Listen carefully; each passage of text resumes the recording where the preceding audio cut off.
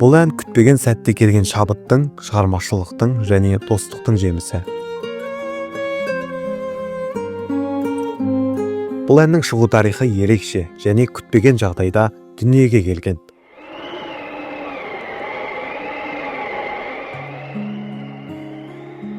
Мың 1998 жылдың қысы Кентау қаласында жарық пен жылу тапшылығы сезіліп, сазгер Бейжігіт Сердәлі Түркістанға жұмысқа баруға мәжбүр болды. Сол кезде такси сирек, сондықтан ескі пазик автобустармен қатынайтын.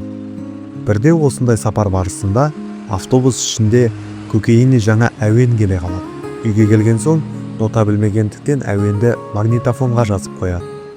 Арада біраз уақыт өткен соң сол әуенді қайта естігендей болады. Бірақ қайдан естігенін есіне түсіре алмайды. Магнитофон жазбасын тыңдап, бұл өз әуен екенін ұғады.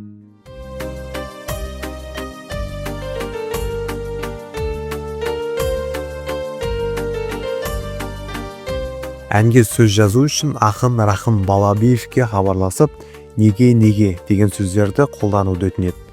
Ақын жарты сағат ішінде ән мәтінін дайындап береді.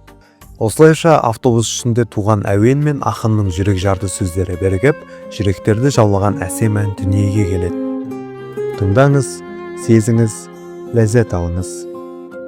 Ақ көңілдім, ақ арманым, не болып жүр саған жаным? Қаншама рет ойлансам да, құпияңды таба алмадым. Өзің едің айбынымда, түсірмеші қайғы мұңға.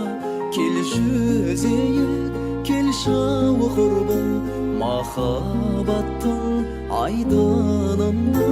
Келші өзейік, келші құрбым, махаббаттың айдынында.